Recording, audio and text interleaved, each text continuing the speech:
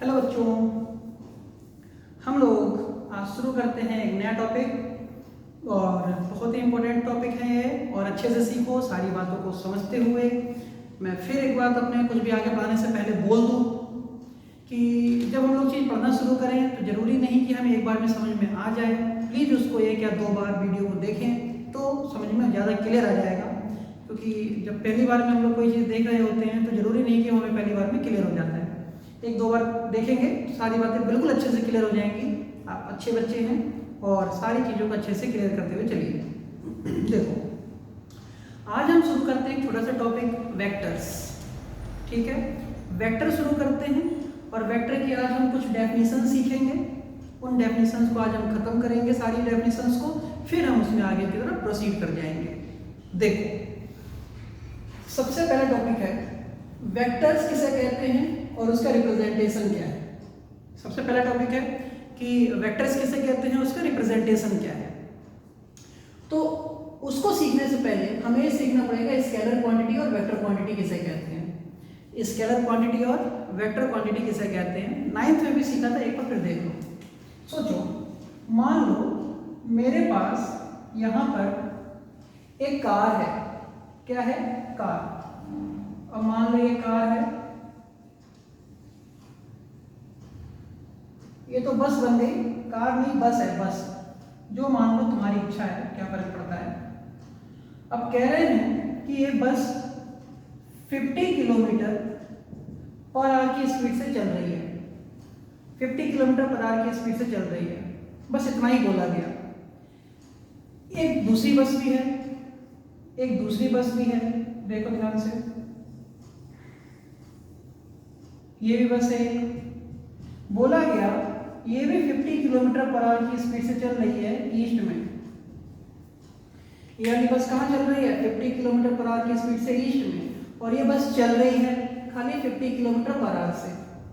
तो इसमें केवल मैग्नीट्यूड दिया, कितनी स्पीड से चल रही है, कोई डायरेक्शन नहीं बताया। इसमें मैग्नीट्यूड भी बताया और डायरेक्शन भी बताया। तो जिसमें केवल मैग्नीट्यूड बताएं, डायरेक्शन ना बताएं, उसको हम स्केलर क्वांटिटी कहते हैं। जिसमें मैग्नीट्यूड भी बताएं और डायरेक्शन भी बताएं, उसको हम वेक्टर क्वांटिटी कहते हैं। ये समझ में आ गया? तो स्केलर क्वांटिटी कैसे कहते हैं? जिसमें मैग्नीट्यूड हो लेकिन डायरेक्शन ना हो। मैं चल रहा हूँ अपनी साइकिल लेके, मोटरसाइकिल या कार लेके, मेरी स्पीड है 100 किलोमीटर पर आवर, लेकिन मैंने ये नहीं बताया कि मैं किधर जा रहा हूँ, तो डायरेक्शन नहीं है, तो स्केलर। और अगर मैग्नीट्यूड भी है, मैं चल भी रहा हूँ और मैं किधर जा रहा हूँ वो भी बता रहा हूँ, तो उसको कहते हैं मैग्नीट्यूड भी प्रेजेंट है और डायरेक्शन भी प्रेजेंट है, तो vector quantity. Scalar quantity magnitude present, direction नहीं, और वेक्टर क्वांटिटी मैग्नीट्यूड भी प्रेजेंट और डायरेक्शन भी प्रेजेंट, तो इसको कहते हैं स्केलर और वेक्टर क्वांटिटी। अब देखो ध्यान से, अब बात आती है कि जो वेक्टर क्वांटिटीज हैं उनको रिप्रेजेंट कैसे करें, मतलब एक वेक्टर को कैसे रिप्रेजेंट करें।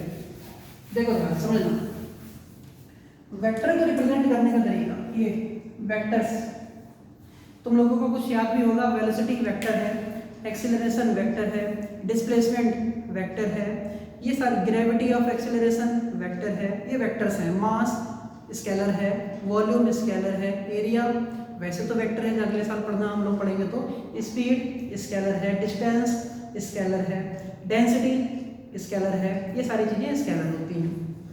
वेक्टर्स का रिप्रेजेंटेशन देखो, हमेशा एक बात याद रखो, वेक्टर जो होता है, जो वेक्टर है वो दो चीज़ों से मिलकर बनता है। एक वेक्टर दो चीज़ों से मिलकर बनता है। सबसे पहली चीज ये, और एक दूसरी चीज ये। वेक्टर दो चीजों से मिलकर एक लाइन से बनता है और एक हेड से बनता है। इसका नाम होता है कैप और इसका नाम होता है टेल। इसका नाम कैप कहो या हेड कहो, और ये क्या है? टेल। जो टेल होगा, पूंछ होगी, वो बताएगी हमको मैग्नीट्यूड को।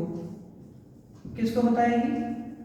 मैग्नीट्यूड को। और ये जो दोनों होते हैं, ये किसको बताते हैं? डायरेक्शन को। और जब ये दोनों मिल जाते हैं तो इनके मिलने से ये बनता है, और इसी को हम वेक्टर कहते हैं। इसका मतलब अगर कोई वेक्टर क्वांटिटी है तो दो चीज़ों से मिलने से बनती है, एक टेल से मतलब मैग्नीट्यूड से, और कैप से या हेड से या डायरेक्शन से। जब टेल और कैप को दोनों को मिला देते हैं तो ये डिजाइन आता है। इस डिजाइन का नाम वेक्टर होता है। इस वेक्टर में दोनों बातें हैं, मैग्नीट्यूड भी है और डायरेक्शन भी है। तो क्लियर होगी बात। तो वेक्टर समझ में आ गया कैसे बनता है, ये उसका रिप्रेजेंटेशन हो गया। फिर कहते हैं स्केलर क्वांटिटी, वेक्टर क्वांटिटी। तो स्केलर क्वांटिटी, वेक्टर क्वांटिटी वो क्वांटिटी होती है जिसके अंदर स्केलर के अंदर मैग्नीट्यूड होता है, डायरेक्शन नहीं, और वेक्टर क्वांटिटी जिसके अंदर दोनों होते हैं। लेकिन वेक्टर के बनाने का तरीका समझ में आ गया कैसे बनता है। एक पूंछ होती है जिसको हम टेल कहते हैं, उसको मैग्नीट्यूड बताती है। टेल क्या बताती है? मैग्नीट्यूड बताती है, कितनी मैग्नीट्यूड है उस वेक्टर के अंदर। अब मैं तुमसे कहूँ 3 वेक्टर बना रहा हूँ, एक वेक्टर, दूसरा वेक्टर, तीसरा वेक्टर। ये तीनों जा रही है ईस्ट में। एक कार जा रही है ईस्ट में, ये वाली कार भी जा रही है ईस्ट में, ये वाली कार भी जा रही है ईस्ट में। 3 कार हैं, पहली, दूसरी, तीसरी। अब बताओ, जब 3 कार हैं, पहली, दूसरी, तीसरी, तीनों जा रही है ईस्ट में, ये है पहली, ये है दूसरी, ये है तीसरी। सबसे तेज कौन सी चल रही है? बताओ, बोलो। घर में बैठे बैठे बोलो, सबसे तेज कौन सी चल रही है? पहली चल रही है सबसे तेज, दूसरी चल रही है कि तीसरी चल रही है? तीसरी सबसे तेज चल रही है। इसका मैग्नीट्यूड सबसे ज्यादा है। मैग्नीट्यूड सबसे ज्यादा रिप्रेजेंट किया तो सबसे तेज चल रही होगी, उससे कम दूसरी चल रही होगी, सबसे कम तीसरी चल रही होगी। और ये ये है सबसे कम चल रही होगी, उससे ऊपर वाली। इसका मतलब वेक्टर का मतलब जो ये पूंछ है, टेल है, वो क्या बताता है? मैग्नीट्यूड। और जो एरो है वो क्या बताता है? डायरेक्शन। समझ गए वेक्टर का रिप्रेजेंटेशन कैसे होता है ना? समझ गए। आगे बढ़ते हैं। अब देखो कुछ तरीके के वेक्टर हैं, ये सारी डेफिनेशन सीखनी है। देखो ध्यान से। सबसे पहला पोजीशन वेक्टर, बहुत इंपॉर्टेंट। सबसे पहले ये सीख गए। अब हम यहाँ आ गए पोजीशन वेक्टर पे। जैसे ही हम लोग ये सारी बातें सीख लेंगे, मजा आ जाएगा और हम ये 15 डेफिनेशन सीख चुके होंगे। ठीक है, थोड़ा थोड़ा करके चलेंगे लेकिन अच्छे से। पोजीशन वेक्टर नाम से पता चल रहा है। जैसे तुम्हारे घरे कोई आदमी आया, कोई मेहमान आया। अब तुम्हारे घर में मेहमान आया, वो पहली बार तुम्हारे घर आया था, वो तुम्हारे घर में उस शहर में पहली बार में कभी नहीं आया था, तो पहली बार तुम्हारे यहाँ आया था। उसने पूछा तुम्हारे घर में बैठ के कि बेटा मॉल कहाँ है, शाम को घूमने चलेंगे। अच्छी बात है, मॉल कहाँ है, शाम को घूमने चलेंगे। ठीक है, तो तुम क्या बताओगे उसको? मॉल कहाँ है? क्या बताओगे मॉल कहाँ है? अगर फिजिक्स के स्टूडेंट हो तो तुम कैसे आंसर दोगे? अगर मैं फिजिक्स का स्टूडेंट हूँ तो मैं आंसर दूंगा, तो जानते हो कैसा आंसर दूंगा? भले सामने वाले को समझ में आए चाहे मत आए, मैंने आंसर दिया। मैं आंसर दूंगा कि अंकल मॉल यहाँ से 3 किलोमीटर नॉर्थ ईस्ट में है, या कहीं पर भी है। मतलब मैं 2 बातें बोलूंगा उसको, उस अंकल को मैं 2 बातें बोलूंगा, जो भी लगता हो, दादा ही हो, अंकल हो, चाचा चाची, कुछ भी। तो मैं उसको 2 बातें बोलूंगा। एक तो मैं दूरी बताऊंगा कितनी दूर है, और दूसरी बात बताऊंगा किधर है। कि अगर मान लो तुम्हें घुमाने नहीं ले गया, शाम को अकेले निकल गया कि खर्चा हो जाएगा, और तुमने कह दिया 5 किलोमीटर दूर है, तुमने डायरेक्शन नहीं बताई, ईस्ट में, नॉर्थ में, वेस्ट में, कहाँ पे, साउथ में, तो 5 किलोमीटर किधर जाएगा वो? घर से तो निकल जाएगा वो 5 किलोमीटर।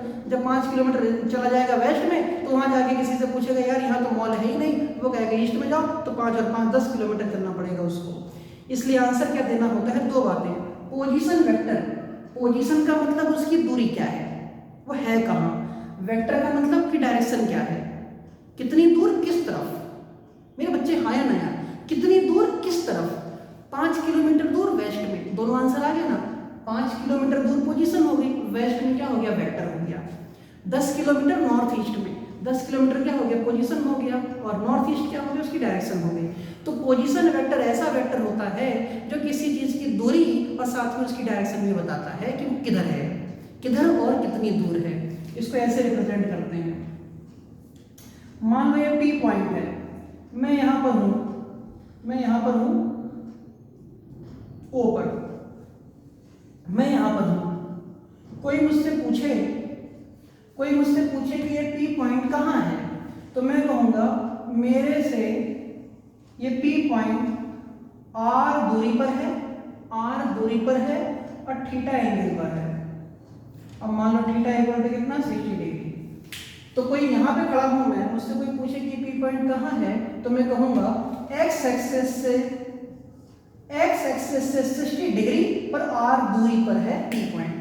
एक्स एक्सेस से 60 डिग्री और आर दूरी पर है पी पॉइंट। तो दोनों बातें बता रहा हूँ, आर दूरी बता रहा हूँ और 60 डिग्री मतलब एंगल मतलब डायरेक्शन भी बता रहा हूँ। इस आर वेक्टर को कहते हैं पोजीशन वेक्टर। तो पोजीशन वेक्टर को किससे शो करते हैं? आर वेक्टर से शो करते हैं। ठीक है बच्चों, तो पोजीशन वेक्टर को किससे शो करते हैं? आर वेक्टर से शो करते हैं। आ रही बात सब में? इसको कहते हैं पोजीशन वेक्टर। देखो फिर ध्यान से नेक्स्ट, अब ये सारी बातें कहीं पे अपने आप पे नोट करते चलना कि मैं सॉल्यूशन तो भेजूंगा, मतलब उसकी पीडीएफ तो भेज ही दूंगा, लेकिन आप अपने आप भी कहीं नोट कर लिया करो। जो मैं सिखा रहा हूँ, टीचर के बोलने पर, टीचर की लैंग्वेज को नोट करने वाले बच्चे सबसे अच्छे होते हैं। अब खाली मैंने यहाँ से पीडीएफ भेजा, नोट्स उसको देख के फोटोस्टेट मार दिया, वो और समझदारी नहीं होती। जो मैं बोल रहा हूँ उसमें से इस बच्चे ने अपनी लैंग्वेज में लिख लो, कोई दिक्कत नहीं है। किसी भाषा में लिखो यार, अपनी लैंग्वेज में लिखो, क्या फर्क पड़ता है? फर्क नहीं पड़ता, लिखो लिखो, लेकिन लिखो। तो वेक्टर का रिप्रेजेंटेशन रिवीजन भी करते चलते हैं, देख कितना भी कुछ हो जाए। टेल और हेड से मिलकर बनने वाली चीज वेक्टर हो गई। टेल मैग्नीट्यूड शो करता है, हेड डायरेक्शन शो करता है, खत्म कहानी। तीर बन गया एरो राम लक्ष्मण वाला। Scalar quantity, vector quantity. Scalar quantity is the quantity in which only magnitude is present but no direction. Vector quantity is the quantity in which magnitude and direction both present, खत्म। Position vector is such type of vector which represent two physical conditions. First is the magnitude and second is the direction. तो इस तरीके का vector, such vector which represent magnitude and direction both is set to the position vector. उसकी दूरी भी बता दे और किस तरफ है वो भी बता दे। नेक्स्ट है डिस्प्लेसमेंट वेक्टर, इंपॉर्टेंट है डिस्प्लेसमेंट वेक्टर। देखो बेटा, मान लो मैं पहले P पॉइंट पर हूँ, मान लो मैं पहले P पॉइंट पर हूँ, तुम सीख रहे हो डिस्प्लेसमेंट वेक्टर, समझ के देखना। मैं पहले P पॉइंट पर हूँ, जब मैं P पॉइंट पर हूँ तो मेरी दूरी R1 है। कितनी है? R1। और मैं कितने एंगल पर हूँ? θ1 एंगल पर। डिस्प्लेसमेंट किसे कहते हैं? अब कुछ t टाइम तक मैं चला। अगर मैं P पॉइंट पर हूँ पहले, तो मेरी दूरी R1 है, मान लो 10 मीटर है। तो P पॉइंट से मैंने चलना शुरू किया, मैं चलते चलते चलते चलते चलते चलते Q पर आ गया। जब मैं Q पर आया तो जो मेरा पोजीशन वेक्टर है वो पोजीशन वेक्टर हो गया R2। अब जो मेरा नया वाला एंगल हो गया वो कितना हो गया? θ2। तो P से चला तो मेरी दूरी R1 थी, Q पर पहुंचा तो मेरी दूरी R2 है। तो डिस्प्लेसमेंट कितना होगा? डिस्प्लेसमेंट का मतलब होता है सबसे छोटी से छोटी शॉर्ट डिस्टेंस, शॉर्टेस्ट पाथ। तो P से लेकर Q तक ये हुआ मेरा डिस्प्लेसमेंट PQ। क्या हुआ मेरा डिस्प्लेसमेंट? PQ। तो जो PQ है वो मेरा डिस्प्लेसमेंट है, जिसको मैं R12 कहूँगा। क्या कहूँगा? R12 कहूँगा। और मैं इसको R2 माइनस R1 कहूँगा। क्या कहूँगा? R2 माइनस R1 कहूँगा। कि डिस्प्लेसमेंट कितना हुआ? डिस्प्लेसमेंट कितना हुआ? अब इसको रिप्रेजेंट तो कर दिया R2 माइनस R1। इसको तुम और भी तरीकों से शो कर सकते हो, तुम्हारी इच्छा है, इसको मत ऐसे शो करो। इसको जब इकट्ठे देखेंगे तो कैसे शो करते हैं। पहले मैं P पॉइंट पर था, R1 दूरी पर था। अब मैं Q पॉइंट पर हूँ तो R2 दूरी पर हूँ। तो मेरा डिस्प्लेसमेंट कितना, जैसा कह रहा हूँ वैसे शो करो। कोई तुमसे पूछिए आप डिस्प्लेसमेंट वेक्टर बताओ, तो कहोगे R12 वेक्टर। तो जो R12 वेक्टर है वो P से Q की तरफ, उसको हम क्या कहते हैं? डिस्प्लेसमेंट वेक्टर कहते हैं। तो डिस्प्लेसमेंट वेक्टर क्या बताता है? इनिशियल पोजीशन और फाइनल पोजीशन के बीच की दूरी को बताता है डिस्प्लेसमेंट वेक्टर। इनिशियल पोजीशन और फाइनल पोजीशन के बीच की दूरी को बताता है डिस्प्लेसमेंट वेक्टर। आ रही बात समझ में? और इसको ऐसे शो करते हैं, R12 वेक्टर से शो करते हैं। ठीक है, इसको डिस्प्लेसमेंट वेक्टर कहते हैं। आगे बढ़ो। नेक्स्ट है कौन सा? Equal vectors. कौन सा वेक्टर? Equal vectors. तो डिस्प्लेसमेंट वेक्टर को कैसे शो करेंगे मेरे बच्चे? R12 vector. अब है इक्वल वेक्टर्स। इक्वल वेक्टर देखो क्या होते हैं। अगर मेरे पास एक वेक्टर A है, अगर मेरे पास एक वेक्टर A है, इसी के पैरेलल मैंने एक दूसरा वेक्टर बना दिया B वेक्टर, इसी के पैरेलल मैंने एक तीसरा वेक्टर बना दिया C वेक्टर, इसी के पैरेलल मैंने एक वेक्टर बना दिया D वेक्टर। तो इक्वल वेक्टर वो वेक्टर होते हैं जो मैग्नीट्यूड जिनके सेम हो, डायरेक्शन भी सेम हो। देखो सबकी पूंछ बराबर है तो मैग्नीट्यूड सेम है, सबके हेड बराबर हैं, सेम तरफ है तो डायरेक्शन सेम है। तो ये सब आपस में कैसे हैं? इक्वल वेक्टर हैं। ये कैसे हैं? इक्वल वेक्टर हैं। मतलब A vector equal to B vector equal to C vector equal to D vector. अब मैं इसी में कह दूं ये रहा ई वेक्टर। तो क्या ये बराबर है और ये बराबर नहीं है ई वेक्टर के, क्योंकि इसका मैग्नीट्यूड बड़ा हो गया। डायरेक्शन सेम रही लेकिन मैग्नीट्यूड बड़ा हो गया। क्या ये बराबर है ये एफ वेक्टर, लेकिन ये भी बराबर नहीं है एफ वेक्टर के, क्योंकि ये मैग्नीट्यूड में छोटा हो गया, डायरेक्शन सेम है। तो इक्वल वेक्टर किसे कहते हैं? जिनमें दो चीजें सेम हो, एक तो मैग्नीट्यूड भी सेम हो, डायरेक्शन भी सेम हो, एक दूसरे के पैरेलल हो, इस तरीके के वेक्टर को हम इक्वल वेक्टर कहते हैं। आ रही बात समझ में? तो ए वेक्टर बी सी डी, इनके मैग्नीट्यूड बराबर, इनकी डायरेक्शन बराबर, तो ये चारों आपस में इक्वल वेक्टर हैं, और ये सब इनके साथ इक्वल वेक्टर नहीं है। क्लियर होगी बात ये? इक्वल वेक्टर, तो इक्वल वेक्टर होने के लिए क्या होना चाहिए? मैग्नीट्यूड और डायरेक्शन दोनों के सेम होने चाहिए, तो ऐसे वेक्टर को हम इक्वल वेक्टर कहते हैं। क्लियर होगी बात? चलो आगे बढ़ते हैं, समझो। अब देखो भैया, हल्का सा एक बार रिवीजन कर लेते हैं बहुत जल्दी। देखो कि तुम्हें याद हो जाएगा, मुझसे अच्छा याद हो जाएगा। वेक्टर के रिप्रेजेंटेशन में क्या? पूंछ और सिर, हेड और मतलब हेड और टेल दोनों को मिलाकर बनने वाली चीज को वेक्टर कहते हैं। हेड का मतलब होता है डायरेक्शन, टेल का मतलब तुम जानो मैग्नीट्यूड होता है। Scalar quantity magnitude present, direction नहीं। वेक्टर क्वांटिटी मैग्नीट्यूड डायरेक्शन दोनों प्रेजेंट। पोजीशन वेक्टर इस तरीके का वेक्टर जो कि दूरी और डायरेक्शन दोनों बताएं, किधर और किस तरफ, कितनी दूर और किस तरफ, इसको पोजीशन वेक्टर कहते हैं। डिस्प्लेसमेंट वेक्टर बताता है जब हम टी टाइम में, कुछ टाइम में अपनी एक पोजीशन से दूसरे पोजीशन जाते हैं तो उसमें जो डिस्प्लेसमेंट होता है, उसमें जो चेंज होता है, उसी को हम डिस्प्लेसमेंट वेक्टर कहते हैं। इनिशियल और फाइनल पोजीशन के बीच की दूरी को बताने वाले वेक्टर को, इनिशियल और फाइनल पोजीशन के बीच की दूरी को बताने वाले वेक्टर को हम डिस्प्लेसमेंट वेक्टर कहते हैं। इक्वल वेक्टर इस तरीके के वेक्टर जिनका मैग्नीट्यूड और डायरेक्शन सेम हो, एक दूसरे के पैरेलल हो, कैसे हो? टेढ़ा मेढ़ा ना हो, पैरेलल हो, इस तरीके के वेक्टर को हम इक्वल वेक्टर कहते हैं। नेगेटिव ऑफ वेक्टर देखो कैसे कहते हैं।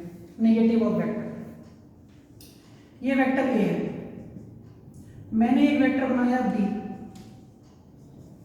देखो एक वेक्टर जा रहा है राइट में, एक जा रहा है लेफ्ट में, दोनों के मैग्नीट्यूड तो सेम है भैया, दोनों की लंबाइयां बराबर हैं, डायरेक्शन अपोजिट हो गया, तो इस बी को मैं लिख दूंगा माइनस ए वेक्टर।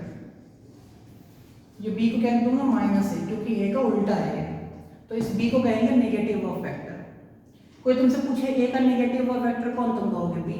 अच्छा देखो, मैंने बनाया एक सी वेक्टर, तुमसे कोई कहे कि इसका नेगेटिव वेक्टर बनाओ, कुछ मत करना, उल्टा बना दो और यहाँ लिख दो D vector equal to minus C vector. तो जो डी वेक्टर है वो सी का नेगेटिव ऑफ वेक्टर है।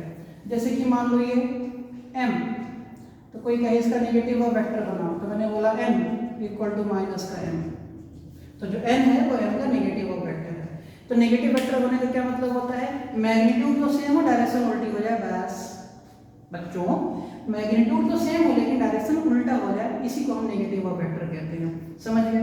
तो इक्वल वेक्टर के आगे क्या आया? Negative of vector. Negative of vector का मतलब जिसका मैग्नीट्यूड सेम हो और डायरेक्शन अपोजिट हो जाए, इसको हम क्या कहते हैं? नेगेटिव ऑफ वेक्टर कहते हैं। जल्दी से 1 सेकंड में रिवाइज करो, तुरंत 1 सेकंड में रिवाइज करो, 1 सेकंड में रिवाइज करो। कर लिया रिवाइज? चलो भाई आगे बढ़ते हैं। देखो नेक्स्ट, अब कौन सा है? मॉड्यूलस ऑफ वेक्टर, बहुत इंपॉर्टेंट है। मॉड्यूलस ऑफ वेक्टर देखो क्या होता है? मॉड्यूलस, मॉड्यूलस ऑफ वेक्टर का मतलब होता है मैग्नीट्यूड ओनली, मैग्नीट्यूड ओनली। अगर कोई वेक्टर ए है, अगर कोई ए वेक्टर है तो इसका मॉड्यूलस क्या होगा? इसका जो मॉड्यूलस होगा वो होगा मॉड ए। क्या होगा? मॉड ए। तो इसके ऊपर मॉड लगा देते हैं, मॉड। मॉड क्या करता है? मॉड की एक खासियत होती है कि अगर मॉड के अंदर 2 लिखा हो तो 2 है, और मॉड के अंदर -2 लिखा हो तो भी 2 है। मॉड एक ऐसी चीज होती है, मॉडुलस ऐसी चीज होती है जो नेगेटिव को भी पॉजिटिव कर देती है, खाली मैग्नीट्यूड लेती है, इसको डायरेक्शन से कोई मतलब नहीं होता। कार 50 किलोमीटर पर आवर से ईस्ट में जा रही है, मैंने उसके ऊपर मॉड लगा दिया तो कार 50 किलोमीटर पर आवर से जा रही है, बाहर में गया ईस्ट, खत्म हो गया ईस्ट, मतलब ही नहीं बचता ईस्ट का। कार एक ट्रक 100 किलोमीटर पर आवर से वेस्ट में जा रहा है, मैंने उसके ऊपर मॉड लगा दिया, ईस्ट वेस्ट तो खत्म हो जाएगा, खाली क्या बचा? 100 किलोमीटर पर आवर, उसकी डायरेक्शन मतलब खाली मैग्नीट्यूड बच जाएगा। तो मॉड का मतलब होता है, मॉडुलस का मतलब होता है मैग्नीट्यूड, और मैग्नीट्यूड लगाने का मतलब होता है मॉड लगा दो। तो किसी वेक्टर, इसके अंदर अभी 2 बातें होंगी, इसके अंदर मैग्नीट्यूड भी होगा और इसके अंदर डायरेक्शन भी होगी। लेकिन इसके अंदर खाली मैग्नीट्यूड होगा लेकिन डायरेक्शन नहीं होगी, इसके अंदर कोई डायरेक्शन नहीं होगी। या तो तुम ए वेक्टर के मॉड को ऐसे लिख दो, ये मॉडुलस हो गया, मॉडुलस ऑफ ए वेक्टर, या खाली ये लिख दो, इसको भी हम क्या कहते हैं, मॉडुलस ऑफ ए वेक्टर। इसका मतलब जो ए है उसके अंदर मैग्नीट्यूड तो है लेकिन कोई डायरेक्शन नहीं है। बात समझ में आ गई? तो मॉडुलस क्या होता है किसी वेक्टर का? मॉडुलस किसी वेक्टर की ऐसी चीज होती है जो उसकी डायरेक्शन को खत्म कर देती है और उसकी सारी वैल्यूज को पॉजिटिव कर देती है। अगर मॉड के अंदर -2 लिखा हो तो वो भी +2 हो जाता है, मॉड -10 +10 हो जाएगा, मॉड -12 +12 हो जाएगा, मॉड माइनस कुछ भी वही कुछ भी हो जाएगा प्लस में। तो मॉडुलस समझ में आ गया? तो मॉडुलस का मतलब होता है किसी वेक्टर का वो सिचुएशन जब उसकी खाली मैग्नीट्यूड के बारे में बात की जाए तो उसको मॉडुलस ऑफ वेक्टर कहते हैं। तो मॉडुलस समझ में आ गया। मॉडुलस को रिप्रेजेंट करने का तरीका देखो क्या होता है। मॉडुलस ऑफ वेक्टर का मतलब ये मॉड लगा दो ब्रैकेट दोनों तरफ से स्ट्रेट लाइन, या ये लिख दो या ये लिख दो, ये और ये दोनों एक ही चीजें होती हैं, ये और ये दोनों एक ही चीजें होती हैं। इसके अंदर भी मैग्नीट्यूड है डायरेक्शन नहीं, इसके अंदर भी मैग्नीट्यूड है डायरेक्शन नहीं, दोनों एक ही बात है। तो मॉडुलस ऑफ वेक्टर भी खत्म होता है। चलो जी आगे बढ़ते हैं। नेक्स्ट टॉपिक है यूनिट वेक्टर। क्या कहते हैं? Unit vector. तो मॉड ए को ऐसे लिख दो, यूनिट वेक्टर। यूनिट वेक्टर का मतलब क्या होता है? इस तरीके का वेक्टर जिसकी वैल्यू 1 हो। अगर मैं तुमसे कहूं कि एक वेक्टर ए है, कोई कहे इसका यूनिट वेक्टर बताओ, कोई कहे इसका यूनिट वेक्टर बताओ, तो तरीका क्या होता है? अगर इसका यूनिट वेक्टर बताना हो तो मैं लिखूंगा ए कैप और इसकी वैल्यू होगी 1। कोई अगर बी वेक्टर है, कोई कहे इसका यूनिट वेक्टर बताओ तो मैं लिखूंगा बी कैप, इसकी वैल्यू होगी 1। कोई सी वेक्टर है तो इसकी यूनिट वेक्टर होगा सी कैप। कोई डी वेक्टर है तो इसका यूनिट वेक्टर होगा डी कैप। कैप देखो, कैप कैप कैप का मतलब क्या है? पूरा वेक्टर ये होता है, ये प्लस ये, मैंने ये कर दिया गायब, मैंने ये कर दिया गायब, मतलब मैग्नीट्यूड को खत्म कर दिया ना मैंने, खाली डायरेक्शन रह गई। मतलब कहने का ये हुआ कि यूनिट वेक्टर वैसा वेक्टर होता है जिसके अंदर मैग्नीट्यूड नहीं होता, खाली डायरेक्शन होता है। क्लियर? जैसे मैं रोड पर खड़ा हूँ, कोई मुझसे पूछे कि बताओ यहाँ से स्टेशन कितनी दूर है, मैं कहूँगा इधर चले जाओ ईस्ट में। क्या मैं उसको चल के बता रहा हूँ? नहीं, मैं चुपचाप खड़ा हूँ, एक जगह रुका हुआ हूँ, तो मैं यूनिट वेक्टर हूँ, खाली बता रहा हूँ जाओ इधर ईस्ट में। मैंने डायरेक्शन बताई, मैं चल के नहीं गया, चल के जाता तो मैं वेक्टर हो जाता, कुछ ना कुछ हो जाता, आधी बात समझ में, लेकिन मैं नहीं गया, मैंने खाली डायरेक्शन बताई, तो मैं कौन हूँ? यूनिट वेक्टर हूँ, यूनिट वेक्टर। तो यूनिट वेक्टर ऐसा वेक्टर होता है जिसकी वैल्यू 1 होती है और वो किसी को चल के नहीं बताता, वो दूरियां नहीं बताता, वो पोजीशन की मतलब गैप को नहीं बताता, वो किसी मैग्नीट्यूड को नहीं बताता, खाली डायरेक्शन को बताता है। इसकी वैल्यू कितनी होती है? 1 होती है। ठीक है, देखो तो 3 चीजें आ गई। 3 चीजें क्या आई? सबसे पहला आया वेक्टर, फिर उसका आया मॉड और फिर उसका आया यूनिट वेक्टर। वेक्टर, मॉड और यूनिट वेक्टर, ये जो है वो इन दोनों से मिलकर बना है, ये इन दोनों से मिलकर बना है, ये इन दोनों से मिलकर बना है। सोचो, और मुझे किसी का यूनिट वेक्टर निकालना हो तो यूनिट वेक्टर निकालने का मतलब होता है किसी वेक्टर को उसके मॉड से डिवाइड कर दो। अगर यूनिट वेक्टर निकालना है तो किसी वेक्टर को उसके मॉड से डिवाइड कर दो। समझ में आया कैसे? देखो, अगर तुम्हें कैप निकालना है तो ये प्लस ये था और उसको तुमने इससे डिवाइड कर दिया, क्योंकि वेक्टर का मतलब क्या है? हेड और टेल, हेड और टेल। मॉड का मतलब खाली है टेल और कैप का मतलब खाली डायरेक्शन। इससे ये कट जाएगा तो खाली ये दोनों बचेगा, ये इसके बराबर आ गया। सोच के देखो, तो कहने का मतलब क्या होगा कि अगर तुम्हें किसी चीज का यूनिट वेक्टर निकालना है तो यूनिट वेक्टर निकालने के लिए तुम्हें उसके मॉड से डिवाइड करना होता है। जब मैग्नीट्यूड से मैग्नीट्यूड खत्म हो जाएगा तो खाली डायरेक्शन बच जाएगा और डायरेक्शन डायरेक्शन के बराबर आ गया, इसका मतलब यूनिट वेक्टर हमको मिल गया। तो समझ गए यूनिट वेक्टर का मतलब क्या होता है? यूनिट वेक्टर का मतलब होता है ए कैप और इसकी वैल्यू 1 होती है, इसकी वैल्यू 1 होती है, इसीलिए इसका नाम क्या पड़ा? यूनिट वेक्टर पड़ा। चलो भाई आगे बढ़ते हैं। नेक्स्ट देखो फिक्स्ड वेक्टर। समझ गए? एक बार रिवीजन कर लेते हैं। वेक्टर, अब 2-4 बच्चों को मेरे ऊपर गुस्सा आ जाएगा, देखो क्लियर होगी बात।